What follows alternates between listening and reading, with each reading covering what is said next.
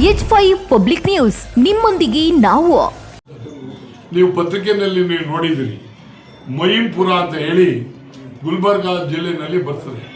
ಮಹಿಂಪುರ ಅಂತ ಹೇಳಿ ಅದರಲ್ಲಿ ಇಬ್ಬರು ಮೊಹಮ್ಮದ್ ಸಮೀರ್ ಅಂಡ್ ಸುಲ್ತಾನ್, ಇವರು ನಮ್ಮ ಕರ್ನಾಟಕದವರಲ್ಲ, ಉತ್ತರ ಪ್ರದೇಶದಿಂದ ಬಂದು ಅಲ್ಲಿ ಸೇರಿಕೊಂಡು ಈ ಉಗ್ರರ ಚಟುವಟಿಕೆಗಳು ಮಾಡಿ ಇವರ ಪಾಕಿಸ್ತಾನದವ್ರ ಹತ್ರ ನೆಂಟಿಟ್ಕೊಂಡು ಮಾಡಿರ್ತಕ್ಕಂಥದ್ದು ಬೆಳಗ್ಗೆ ಬಂದು ಎಲ್ಲ ಆಗಿದೆ. ಸರ್ಕಾರ ಅದೇ ಜಿಲ್ಲೆಯ ಮಂತ್ರಿ ಆಗಿರ್ತಕ್ಕಂಥವ್ರು, ಹೋಮ್ ಮಿನಿಸ್ಟರ್ ಆಗಿರೋರು ಅವರೇ. ನನಗೆ ಏನು ಅಂತಂದರೆ, ನಮ್ಮ ಸ್ಥಳೀಯರಲ್ಲ, ಇವರನ್ನು ಉಪಯೋಗಿಸ್ಕೊಂಡು ಆ ಪಾಕಿಸ್ತಾನದವ್ರ ಹತ್ರ ಸಂಪರ್ಕ ಇಟ್ಕೊಂಡು ಎಲ್ಲ ಬೆಳಕು ಬಂದಿದೆ. ಇಲ್ಲಿವರೆಗೂ ಸರ್ಕಾರ ಅದನ್ನು ಯಾತಕ್ಕೆ ಗಮನ ಹರಿಸಿರ್ಲಿಲ್ಲ. ಅದು ನಮ್ಮ ಕರ್ನಾಟಕದಲ್ಲಿ ಯಾಕೆ ಆಗಬೇಕು? ಯಾರೋ ಮಾಡಿದ ತಪ್ಪಿಗೆ ನಮ್ಮವ್ರನ್ನೆಲ್ಲರೂ ಬಲಿಪಶು ಆಗ್ತಕ್ಕಂಥದ್ದು. ಸುಮಾರು ಮಾವಿನಪುರ ಅಂತ ಹೇಳಿದ್ರೆ ಮಿಲಿಟರಿ ಏರಿಯಾ ಅಂತ, ಅದರೊಳಗಡೆ ಸುಮಾರು 5,000ದಿಂದ 10,000ದವರೆಗೆ ಇವತ್ತು ಹೊರಗಡೆಯಿಂದ ಬಂದು ನೆಲೆಸಿರ್ತಕ್ಕಂಥವ್ರು ಇದ್ದಾರೆ. ಈಗ SAR ತೆಗೆದ್ರೆ ಅಲ್ಲಿ ಯಾರಿದ್ದಾರೆ ಇಲ್ಲ ಅನ್ನೋದು ಗೊತ್ತಾಗ್ತದೆ.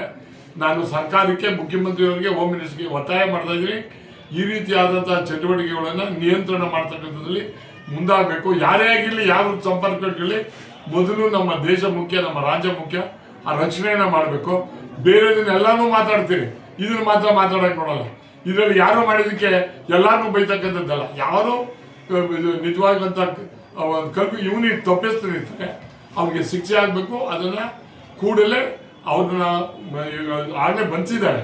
ಅದನ್ನು ಇದನ್ನ ಸಂಪರ್ಕ ಇರ್ತಕ್ಕಂಥದ್ದು, ಪಾಕಿಸ್ತಾನಕ್ಕೆ ಹೋಗಿ ಬಂದಿರ್ತಕ್ಕಂಥದ್ದು, ಅದೆಲ್ಲ ನ್ಯೂಸ್ ಇದರಲ್ಲಿ ಬಂದಿದೆ. ಅದು ಯಾತಕ್ಕೆ ಹೋಗಿದ್ರು, ಏನು ಮಾಡಿದ್ರು, ಹೆಂಗೆ ಹೋದ್ರು ಅಂತಕ್ಕಂಥದ್ದು ಬಹಿರಂಗಪಡಿಸಿ ಅವ್ರ ಮೇಲೆ ಕ್ರಮ ತಗೋಬೇಕು. ಈ ರೀತಿಯಾದಂಥ ಚಟುವಟಿಕೆಗಳನ್ನು ನಮ್ಮ ದೇಶದಲ್ಲಿ ಆಗದಂಗೆ ನೋಡ್ಕೋಬೇಕು. ನನ್ನ ಮುಖ್ಯಮಂತ್ರಿಯವರಿಗೆ ಮತ್ತು ನಮ್ಮ ಇವರಿಗೆ ಒತ್ತಾಯ, ಬೇರೆ ಎಲ್ಲರೂ ಮಾಡಿ ಇದರಲ್ಲಿ ರಾಜಕೀಯ ಮಾಡೋದು ಬೇಕಾಗಿಲ್ಲ. ದೇಶ ಮುಖ್ಯ, ನಾವು ಮುಖ್ಯ, ನಮ್ಮ ದೇಶ ನಮ್ಮದಂತೂ ಬರಬೇಕು ಅಂತ ಹೇಳಿ ಮತ್ತೊಮ್ಮೆ ಗೃಹ ಮಂತ್ರಿಯವರಿಗೆ, ಮುಖ್ಯಮಂತ್ರಿಯವರಿಗೆ ಮನವಿಯನ್ನು ನಾನು ಮಾಡ್ತೀನಿ. Thank you. ಏನಾದ್ರು ಬೇರೆ